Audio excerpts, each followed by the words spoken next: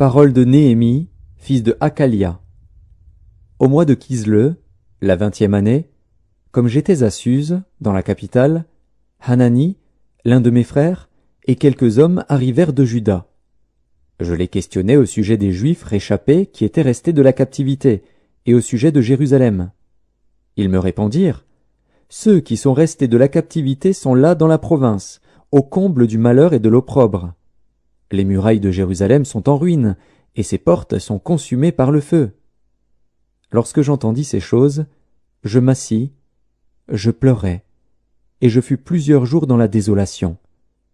Je jeûnai et je priai devant le Dieu des cieux, et je dis, « Ô Éternel, Dieu des cieux, Dieu grand et redoutable, toi qui gardes ton alliance et qui fais miséricorde à ceux qui t'aiment et qui observent tes commandements, que ton oreille soit attentive et que tes yeux soient ouverts. Écoute la prière que ton serviteur t'adresse en ce moment, jour et nuit, pour tes serviteurs les enfants d'Israël, en confessant les péchés des enfants d'Israël, nos péchés contre toi. Car moi et la maison de mon père, nous avons péché. Nous t'avons offensé, et nous n'avons point observé les commandements, les lois et les ordonnances que tu prescrivis à Moïse, ton serviteur. Souviens-toi de cette parole que tu donnas ordre à Moïse, ton serviteur, de prononcer. Lorsque vous pécherez, je vous disperserai parmi les peuples. Mais si vous revenez à moi, et si vous observez mes commandements et les mettez en pratique, alors, quand vous seriez exilés à l'extrémité du ciel, de là je vous rassemblerai et je vous ramènerai dans le lieu que j'ai choisi pour y faire résider mon nom. Ils sont tes serviteurs et ton peuple, que tu as rachetés par ta grande puissance et par ta main forte. Ah, Seigneur, que ton oreille soit attentive à la prière de ton serviteur et à la prière de tes serviteurs qui veulent craindre ton nom. Donne aujourd'hui du succès à ton serviteur et fais-lui trouver grâce devant cet homme. » J'étais alors échanson du roi.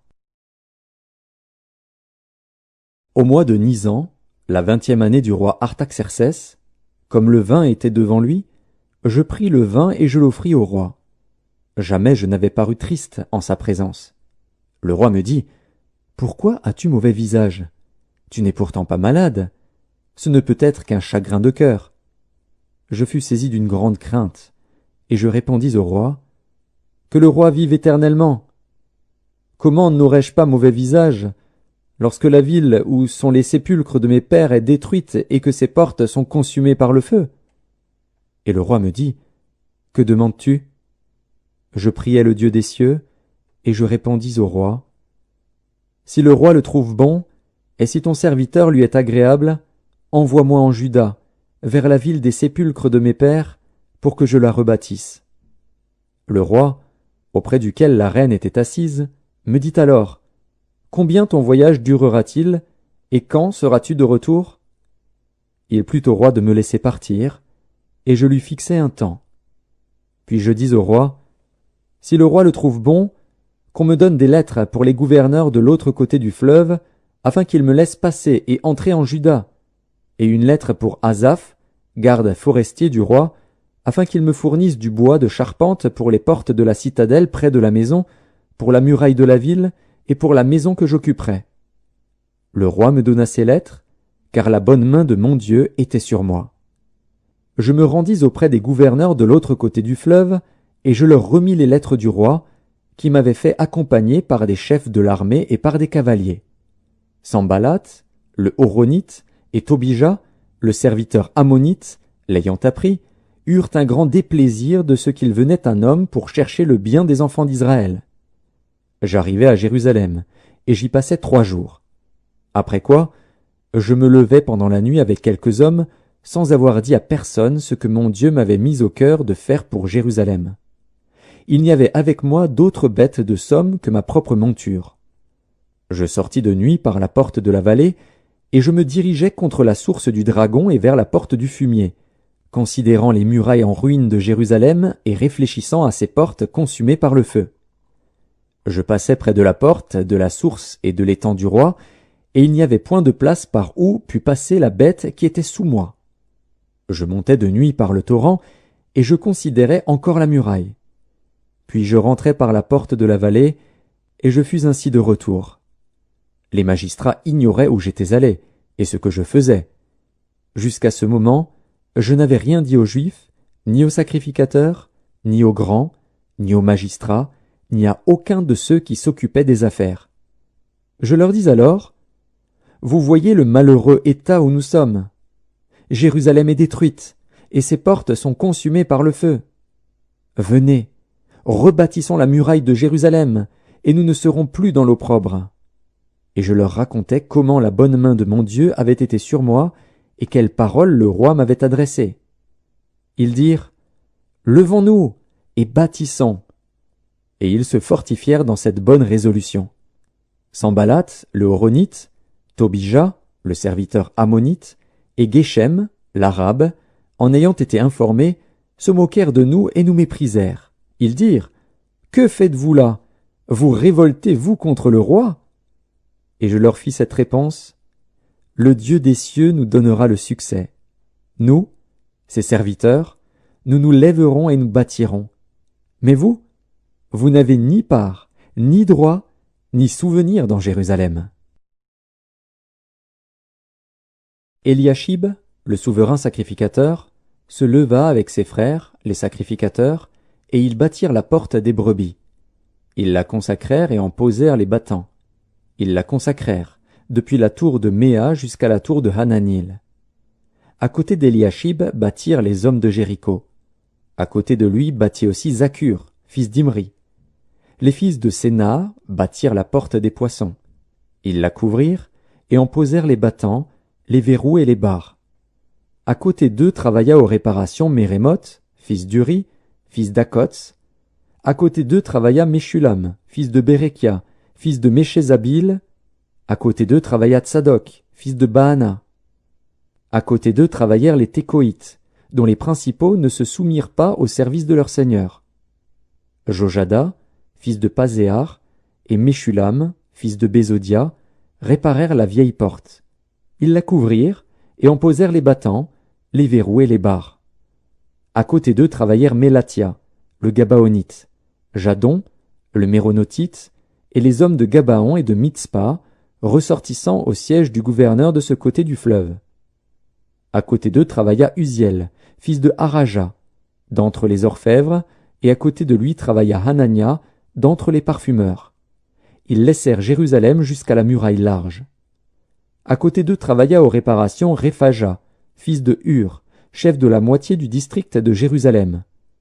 À côté d'eux travailla vis-à-vis de sa maison Jédaja, fils de Harumaph, et à côté de lui travailla Hattush, fils de Hashabnia. Une autre portion de la muraille et la tour des fours furent réparées par Malkija, fils de Harim, et par Hashub, fils de Pachat Moab. À côté d'eux travailla, avec ses filles, Shalom, fils d'Aloshech, chef de la moitié du district de Jérusalem. Hanun et les habitants de Zanoar réparèrent la porte de la vallée. Ils la bâtirent et en posèrent les battants, les verrous et les barres. Ils firent de plus 1000 coudées de mur jusqu'à la porte du fumier. Malkija, fils de Rékab, chef du district de Beth-Hakerem, répara la porte du fumier. Il la bâtit et en posa les battants, les verrous et les barres. Shalom, fils de Kol-Osé, chef du district de Mitzpa, répara la porte de la source. Il la bâtit, la couvrit et en posa les battants, les verrous et les barres. Il fit de plus le mur de l'étang de Siloé, près du jardin du roi, jusqu'aux degrés qui descendent de la cité de David. Après lui Néhémie, fils d'Azbuk, chef de la moitié du district de Beth-Sur, travailla aux réparations jusque vis-à-vis des sépulcres de David, jusqu'à l'étang qui avait été construit et jusqu'à la maison des héros. Après lui travaillèrent les Lévites, Réhum, fils de Bani, et à côté de lui travailla pour son district Hashabia, chef de la moitié du district de Keïla. Après lui travaillèrent leurs frères, Bavaï, fils de Hénadad, chef de la moitié du district de Keïla.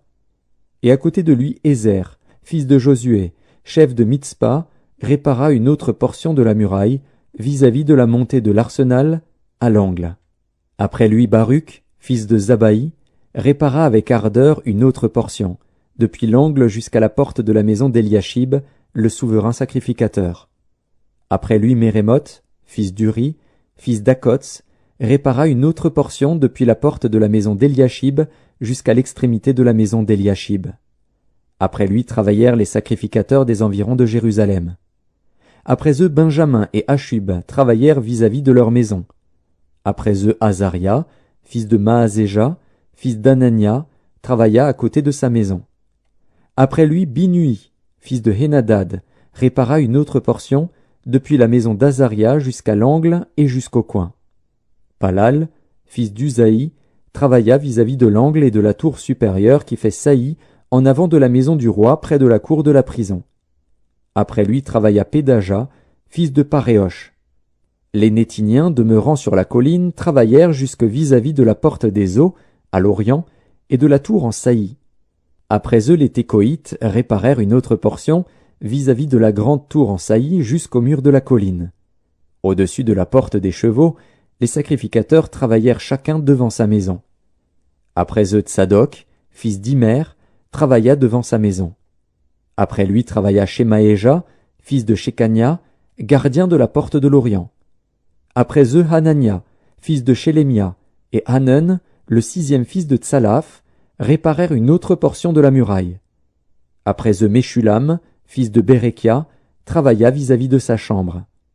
Après lui Malkija, d'entre les orfèvres, travailla jusqu'aux maisons des Nétiniens et des marchands, vis-à-vis de la porte de Mifkad et jusqu'à la chambre haute du coin.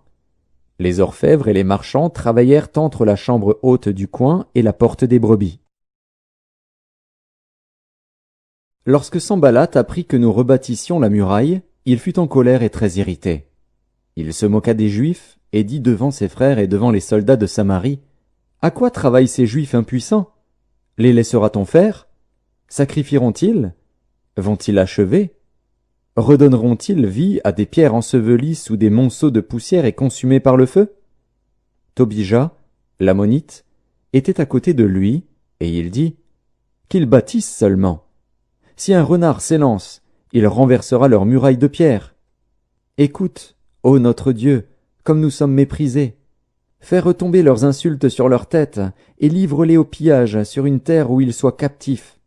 Ne pardonne pas leur iniquité, et que leurs péchés ne soient pas effacés de devant toi, car ils ont offensé ceux qui bâtissent. Nous rebâtîmes la muraille, qui fut partout achevée jusqu'à la moitié de sa hauteur, et le peuple prit à cœur ce travail. Mais Sanballat, Tobija, les Arabes, les Ammonites et les Asdodiens furent très irrités en apprenant que la réparation des murs avançait et que les brèches commençaient à se fermer. Ils se liguèrent tous ensemble pour venir attaquer Jérusalem et lui causer du dommage. Nous priâmes notre Dieu, et nous établîmes une garde jour et nuit pour nous défendre contre leurs attaques. Cependant Juda disait, « Les forces manquent à ceux qui portent les fardeaux, et les décombres sont considérables. Nous ne pourrons pas bâtir la muraille. » Et nos ennemis disaient, « Ils ne sauront et ne verront rien jusqu'à ce que nous arrivions au milieu d'eux. Nous les tuerons, et nous ferons ainsi cesser l'ouvrage. » Or les Juifs qui habitaient près d'eux vinrent 10 fois nous avertir, de tous les lieux d'où ils se rendaient vers nous. C'est pourquoi je plaçais, dans les enfoncements derrière la muraille et sur des terrains secs, le peuple par famille, tous avec leurs épées, leurs lances et leurs arcs. Je regardais, et m'étant levé, je dis aux grands, aux magistrats et au reste du peuple, « Ne les craignez pas, souvenez-vous du Seigneur, grand et redoutable, et combattez pour vos frères, pour vos fils et vos filles, pour vos femmes et pour vos maisons. » Lorsque nos ennemis apprirent que nous étions avertis, Dieu anéantit leurs projets, et nous retournâmes tous à la muraille, chacun à son ouvrage. Depuis ce jour, la moitié de mes serviteurs travaillait, et l'autre moitié était armée de lances, de boucliers, d'arcs et de cuirasses. Les chefs étaient derrière toute la maison de Juda. Ceux qui bâtissaient la muraille, et ceux qui portaient ou chargeaient les fardeaux, travaillaient d'une main et tenaient une arme de l'autre. Chacun d'eux, en travaillant, avait son épée ceinte autour des reins. Celui qui sonnait de la trompette se tenait près de moi. Je dis aux grands, aux magistrats et au reste du peuple, « L'ouvrage est considérable et étendu, et nous sommes dispersés sur la muraille, éloignés les uns des autres. Au son de la trompette, rassemblez-vous auprès de nous, vers le lieu d'où vous l'entendrez. notre Dieu combattra pour nous. C'est ainsi que nous poursuivions l'ouvrage, la moitié d'entre nous la lance à la main depuis le lever de l'aurore jusqu'à l'apparition des étoiles.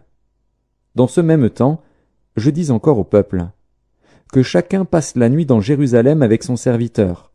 Faisons la garde pendant la nuit et travaillons pendant le jour.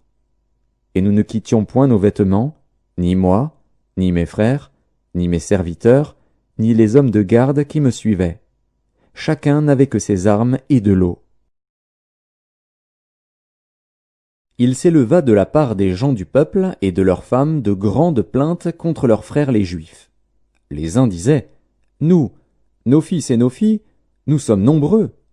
Qu'on nous donne du blé, afin que nous mangions et que nous vivions. » D'autres disaient, « Nous engageons nos champs, nos vignes et nos maisons pour avoir du blé pendant la famine. » D'autres disaient, « Nous avons emprunté de l'argent sur nos champs et nos vignes pour le tribut du roi. Et pourtant notre chair est comme la chair de nos frères, nos enfants sont comme leurs enfants. Et voici, nous soumettons à la servitude nos fils et nos filles, et plusieurs de nos filles y sont déjà réduites. Nous sommes sans force, et nos champs et nos vignes sont à d'autres. » Je fus très irrité lorsque j'entendis leurs plaintes et ces paroles-là. Je résolus de faire des réprimandes aux grands et aux magistrats, et je leur dis, « Quoi? Vous prêtez à intérêt à vos frères? » Et je rassemblai autour d'eux une grande foule, et je leur dis, « Nous avons racheté selon notre pouvoir nos frères les Juifs vendus aux nations, et vous vendriez vous-même vos frères, et c'est à nous qu'ils seraient vendus. » Ils se turent, ne trouvant rien à répondre.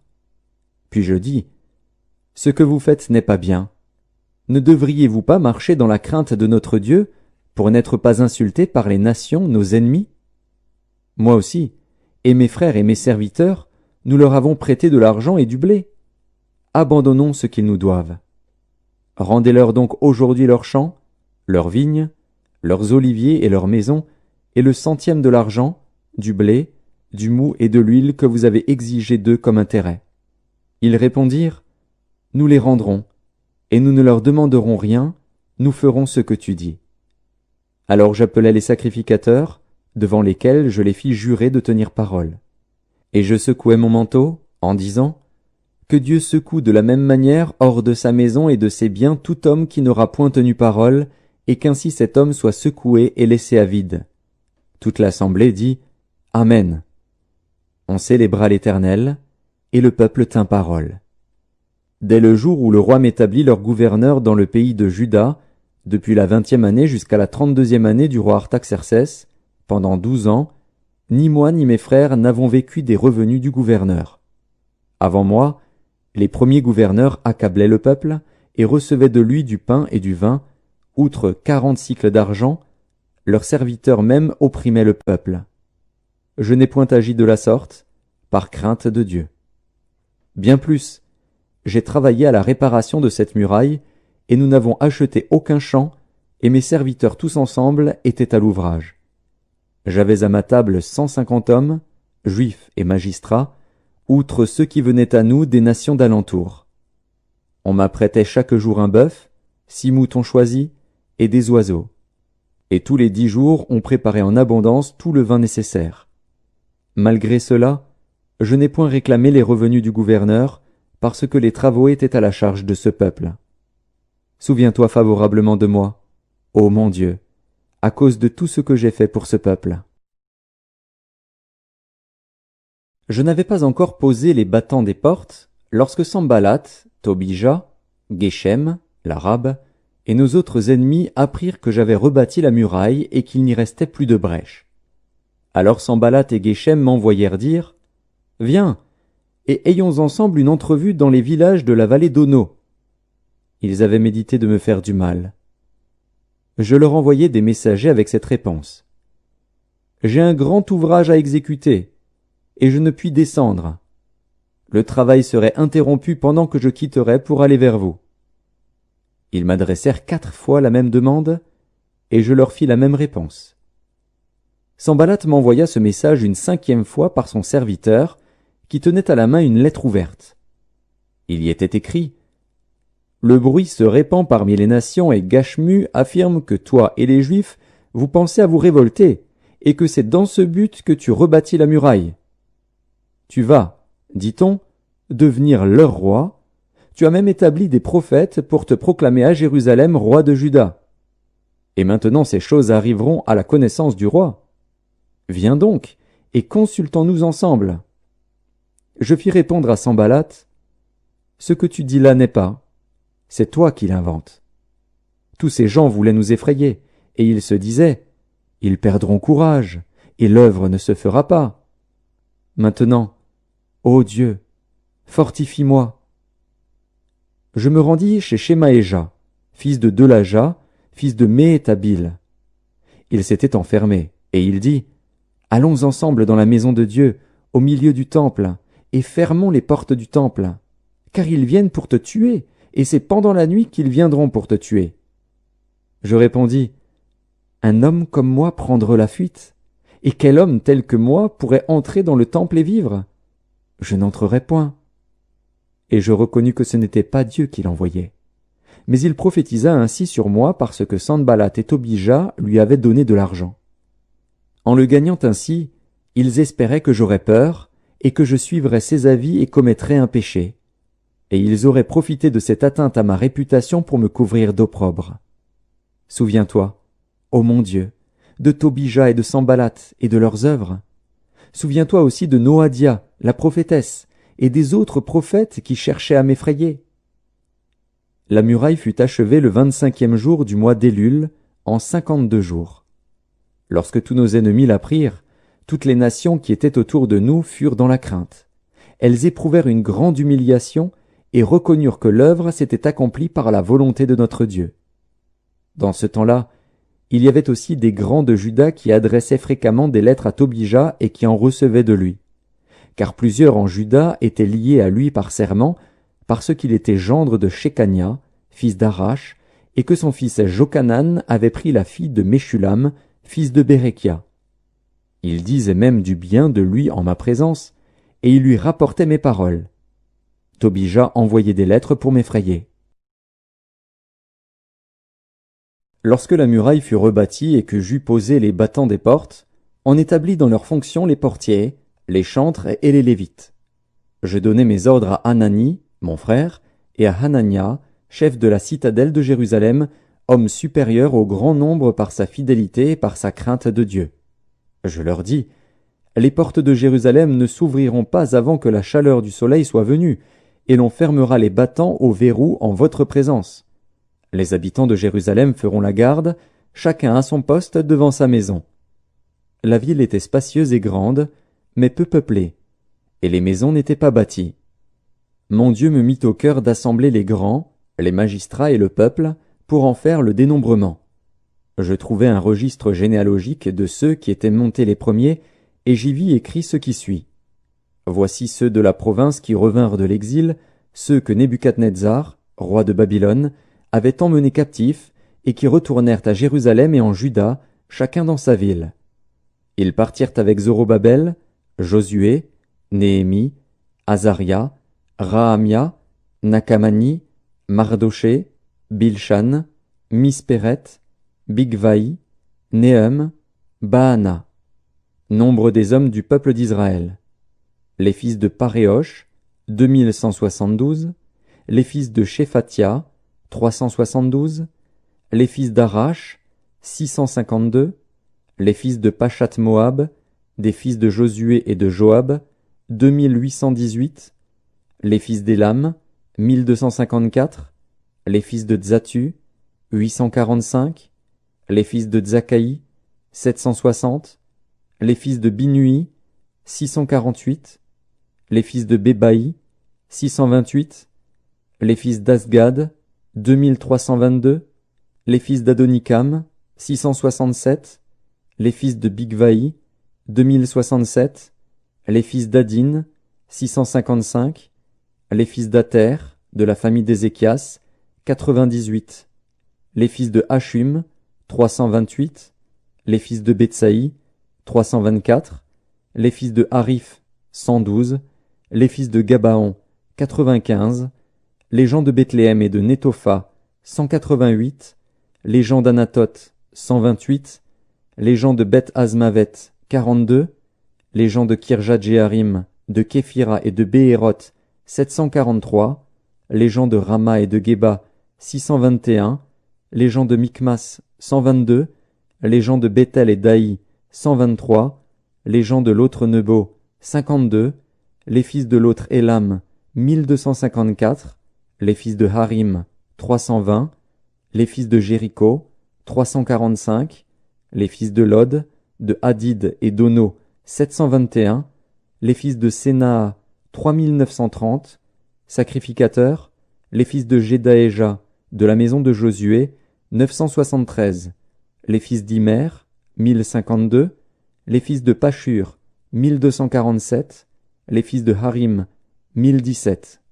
Lévites, les fils de Josué et de Kadmiel, des fils d'Odva, 74, chantres, les fils d'Azaph, 148, portiers, les fils de Shalom, les fils d'Ater, les fils de Talmon, les fils d'Akub, les fils de Hatita, les fils de Shobaï, 138, Nétiniens, les fils de Tsisha, les fils de Hazufa, les fils de Tabaoth, les fils de Kéros, les fils de Sia, les fils de Padon, les fils de Lebana, les fils de Hagaba, les fils de Salmaï, les fils de Hanan, les fils de Guidel, les fils de Gachar, les fils de Réaja, les fils de Retsin, les fils de Nekoda, les fils de Gazam, les fils d'Uzza, les fils de Pazéar, les fils de Bézaï, les fils de Méunim, les fils de Néphishim, les fils de Bakbuk, les fils de Hakufa, les fils de Harur, les fils de Batslit, les fils de Mehida, les fils de Harsha, les fils de Barkos, les fils de Sisera, les fils de Tamar, les fils de Netziar, les fils de Hatifa, fils des serviteurs de Salomon, les fils de Sotaï, les fils de Sophéret, les fils de Périda, les fils de Jaala, les fils de Darkon, les fils de Guidel, les fils de Shephatia, les fils de Hatil, les fils de Pokeret Hatsebaïm, les fils d'Amon. Total des Nétiniens et des fils des serviteurs de Salomon, 392. Voici ceux qui partirent de Tel Mélar, de Tel Archa, de Kérub Adon et d'Imer, et qui ne purent pas faire connaître leur maison paternelle et leur race, pour prouver qu'ils étaient d'Israël. Les fils de Delaja, les fils de Tobija, les fils de Nekoda, 642. Et parmi les sacrificateurs, les fils de Obaja, les fils d'Akots, les fils de Barzilaï, qui avaient pris pour femme une des filles de Barzilaï, le Galaadite, et fut appelé de leur nom. Ils cherchèrent leur titre généalogique, mais ils ne les trouvèrent point. On les exclut du sacerdoce, et le gouverneur leur dit de ne pas manger des choses très saintes jusqu'à ce qu'un sacrificateur eût consulté l'Urim et le Tumim. L'assemblée tout entière était de 42 360 personnes, sans compter leurs serviteurs et leurs servantes, au nombre de 7 337. Parmi eux se trouvaient 285 chantres et chanteuses. Ils avaient 736 chevaux, 245 mulets, 435 chameaux et 6720 ânes. Plusieurs des chefs de famille firent des dons pour l'œuvre. Le gouverneur donna au trésor 1000 dariquets d'or, 50 coupes, 530 tuniques sacerdotales. Les chefs de famille donnèrent au trésor de l'œuvre 20 000 dariques d'or et 2200 mines d'argent. Le reste du peuple donna 20 000 dariques d'or, 2000 mines d'argent et 67 tuniques sacerdotales. Les sacrificateurs et les Lévites, les portiers, les chantres, les gens du peuple, les Nétiniens et tout Israël s'établirent dans leur ville. Le 7e mois arriva, et les enfants d'Israël étaient dans leur ville. Alors tout le peuple s'assembla comme un seul homme sur la place qui est devant la porte des eaux. Ils dirent à Esdras, le scribe, d'apporter le livre de la loi de Moïse, prescrite par l'Éternel à Israël. Et le sacrificateur Esdras apporta la loi devant l'assemblée, composée d'hommes et de femmes et de tous ceux qui étaient capables de l'entendre. C'était le 1er jour du 7e mois.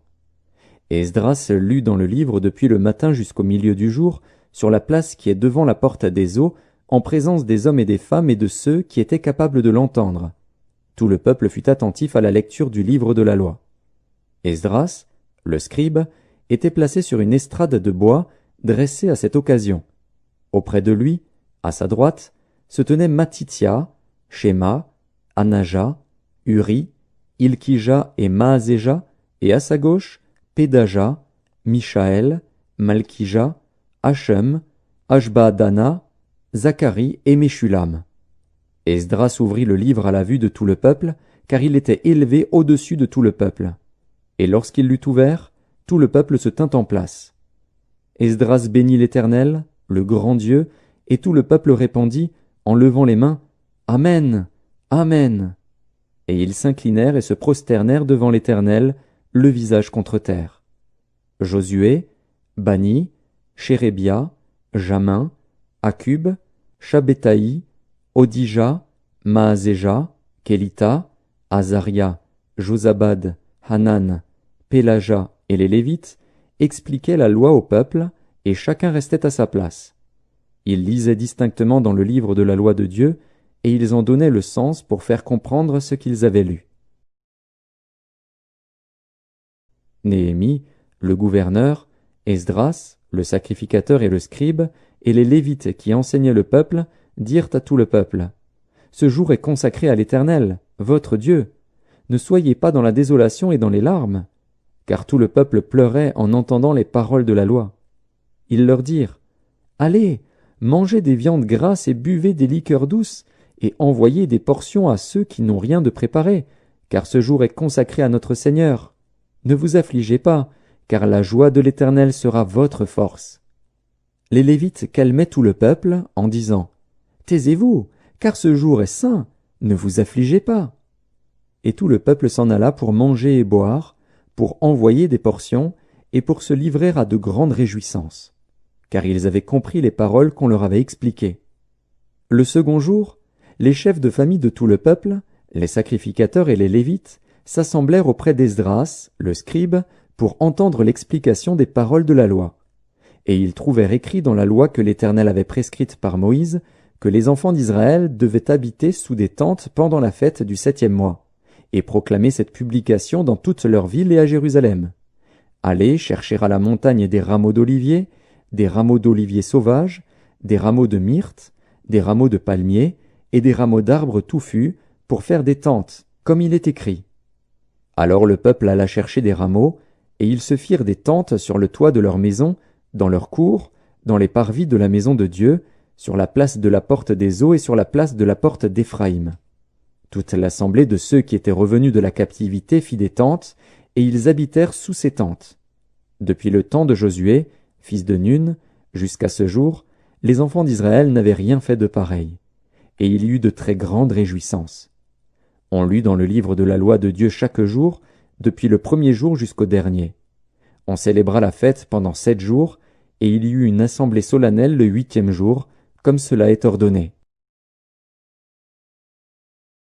Le 24e jour du même mois, les enfants d'Israël s'assemblèrent, revêtus de sacs et couverts de poussière, pour la célébration d'un jeûne. Ceux qui étaient de la race d'Israël, s'étant séparés de tous les étrangers, se présentèrent et confessèrent leurs péchés et les iniquités de leurs pères. Lorsqu'ils furent placés, on lut dans le livre de la loi de l'Éternel, leur Dieu, pendant un quart de la journée. Et pendant un autre quart ils confessèrent leurs péchés et se prosternèrent devant l'Éternel, leur Dieu. Josué, Bani, Kadmiel, Shebania, Buni, Chérébia, Bani et Kénani montèrent sur l'estrade des Lévites et crièrent à haute voix vers l'Éternel, leur Dieu. Et les Lévites Josué, Kadmiel, Bani, Achabnia, Chérébia, Odija, Shebania et Pétachia dirent, « Levez-vous, bénissez l'Éternel, votre Dieu, d'éternité en éternité. Que l'on bénisse ton nom glorieux, qui est au-dessus de toute bénédiction et de toute louange. C'est toi, Éternel, toi seul, qui as fait les cieux des cieux et toute leur armée, la terre et tout ce qui est sur elle, les mers et tout ce qu'elles renferment. Tu donnes la vie à toutes ces choses, et l'armée des cieux se prosterne devant toi. C'est toi, Éternel Dieu, qui as choisi Abram, qui l'a fait sortir d'Ur en Chaldée, et qui lui a donné le nom d'Abraham. Tu trouvas son cœur fidèle devant toi, tu fis alliance avec lui, et tu promis de donner à sa postérité le pays des Cananéens, des Hétiens, des Amoréens, des Phéréziens, des Jébusiens et des Girgasiens. et tu as tenu ta parole, car tu es juste. Tu vis l'affliction de nos pères en Égypte, et tu entendis leurs cris vers la mer Rouge. Tu opéras des miracles et des prodiges contre Pharaon, contre tous ses serviteurs et contre tout le peuple de son pays, parce que tu savais avec quelle méchanceté ils avaient traité nos pères, et tu fis paraître ta gloire comme elle paraît aujourd'hui. Tu fendis la mer devant eux, et ils passèrent à sec au milieu de la mer. Mais tu précipitas dans l'abîme, comme une pierre au fond des eaux, ceux qui marchaient à leur poursuite. Tu les guidas le jour par une colonne de nuée, et la nuit par une colonne de feu qui les éclairait dans le chemin qu'ils avaient à suivre. Tu descendis sur la montagne de Sinaï, tu leur parlas du haut des cieux, et tu leur donnas des ordonnances justes, des lois de vérité, des préceptes et des commandements excellents. Tu leur fis connaître ton saint sabbat, et tu leur prescrivis par Moïse, ton serviteur, des commandements, des préceptes et une loi. Tu leur donnas, du haut des cieux, du pain quand ils avaient faim, et tu fis sortir de l'eau du rocher quand ils avaient soif. Et tu leur dis d'entrer en possession du pays que tu avais juré de leur donner. Mais nos pères se livrèrent à l'orgueil et raidirent leur cou. Ils n'écoutèrent point tes commandements. Ils refusèrent d'obéir, et ils mirent en oubli les merveilles que tu avais faites en leur faveur. Ils raidirent leur cou. Et, dans leur rébellion, ils se donnèrent un chef pour retourner à leur servitude. Mais toi, tu es un Dieu prêt à pardonner, compatissant et miséricordieux, lent à la colère et riche en bonté, et tu ne les abandonnas pas, même quand ils se firent un veau en fonte et dirent « Voici ton Dieu qui t'a fait sortir d'Égypte », et qu'ils se livrèrent envers toi à de grands outrages. Dans ton immense miséricorde, tu ne les abandonnas pas au désert, et la colonne de nuée ne cessa point de les guider le jour dans leur chemin, ni la colonne de feu de les éclairer la nuit dans le chemin qu'ils avaient à suivre. Tu leur donnas ton bon esprit pour les rendre sages. Tu ne refusas point ta manne à leur bouche, et tu leur fournis de l'eau pour leur soif. Pendant 40 ans, tu pourvus à leur entretien dans le désert, et ils ne manquèrent de rien. Leurs vêtements ne s'usèrent point, et leurs pieds ne s'enflèrent point. Tu leur livras des royaumes et des peuples, dont tu partageas entre eux les contrées, et ils possédèrent le pays de Sion, roi de Hesbon, et le pays d'Og, roi de Basan. Tu multiplias leurs fils comme les étoiles des cieux, et tu les fis entrer dans le pays dont tu avais dit à leur père qu'ils prendraient possession. Et leurs fils entrèrent et prirent possession du pays. Tu humilias devant eux les habitants du pays, les Cananéens, et tu les livras entre leurs mains, avec leurs rois et les peuples du pays, pour qu'ils les traitassent à leur gré. Ils devinrent maîtres de villes fortifiées et de terres fertiles. Ils possédèrent des maisons remplies de toutes sortes de biens, des citernes creusées, des vignes, des oliviers et des arbres fruitiers en abondance. Ils mangèrent, ils se rassasièrent, ils s'engraissèrent, et ils vécurent dans les délices par ta grande bonté. Néanmoins, ils se soulevèrent et se révoltèrent contre toi. Ils jetèrent ta loi derrière leur dos, ils tuèrent tes prophètes qui les conjuraient de revenir à toi, et ils se livrèrent envers toi à de grands outrages. Alors tu les abandonnas entre les mains de leurs ennemis, qui les opprimèrent. Mais, au temps de leur détresse, ils crièrent à toi. Et toi, tu les entendis du haut des cieux, et, dans ta grande miséricorde, tu leur donnas des libérateurs qui les sauvèrent de la main de leurs ennemis. Quand ils eurent du repos, ils recommencèrent à faire le mal devant toi. Alors tu les abandonnas entre les mains de leurs ennemis, qui les dominèrent. Mais, de nouveau, ils crièrent à toi. Et toi, tu les entendis du haut des cieux, et, dans ta grande miséricorde, tu les délivras maintes fois. Tu les conjuras de revenir à ta loi, et ils persévérèrent dans l'orgueil. Ils n'écoutèrent point tes commandements, ils péchèrent contre tes ordonnances, qui font vivre celui qui les met en pratique. Ils eurent une épaule rebelle, ils raidirent leur cou, et ils n'obéirent point. Tu les supportas de nombreuses années, tu leur donnas des avertissements par ton esprit, par tes prophètes, et ils ne prêtèrent point l'oreille. Alors tu les livras entre les mains des peuples étrangers. Mais, dans ta grande miséricorde, tu ne les anéantis pas, et tu ne les abandonnas pas, car tu es un Dieu compatissant et miséricordieux. Et maintenant, ô notre Dieu, Dieu grand, puissant et redoutable, toi qui gardes ton alliance et qui exerces la miséricorde, ne regarde pas comme peu de choses toutes les souffrances que nous avons éprouvées, nous, nos rois, nos chefs, nos sacrificateurs, nos prophètes, nos pères et tout ton peuple, depuis le temps des rois d'Assyrie jusqu'à ce jour. Tu as été juste dans tout ce qui nous est arrivé, car tu t'es montré fidèle, et nous avons fait le mal. Nos rois, nos chefs, nos sacrificateurs et nos pères n'ont point observé ta loi, et ils n'ont été attentifs ni à tes commandements ni aux avertissements que tu leur adressais. Pendant qu'ils étaient les maîtres, au milieu des bienfaits nombreux que tu leur accordais, dans le pays vaste et fertile que tu leur avais livré, ils ne t'ont point servi et ils ne se sont point détournés de leurs œuvres mauvaises. Et aujourd'hui, nous voici esclaves. Nous voici esclaves sur la terre que tu as donnée à nos pères, pour qu'ils jouissent de ses fruits et de ses biens. Elle multiplie ses produits pour les rois auxquels tu nous as assujettis, à cause de nos péchés. Ils dominent à leur gré sur nos corps et sur notre bétail, et nous sommes dans une grande angoisse. Pour tout cela, nous contractâmes une alliance, que nous mîmes par écrit, et nos chefs, nos Lévites et nos sacrificateurs y apposèrent leurs sceaux. Voici ceux qui apposèrent leurs sceaux. Néhémie, le gouverneur, fils de Hakalia, Sédécias, Séraja, Azaria, Jérémie, Pashur, Amaria, Malkija, Atush, Shébania, Maluc, Harim, Mérémoth, Abdias, Daniel, Guinéton, Baruch, Meshulam, Abija, Mijamin, Maasia, Bilgaï, Shemaéja, sacrificateur. Lévites, Josué fils d'Azania, Binui, des fils de Henadad, Kadmiel, et leurs frères, Shébania, Hodija, Kélita, Pélaja, Hanan, Miché, Rehob, Achabia, Zakur, Shérébia, Shébania, Hodija, Bani, Béninu.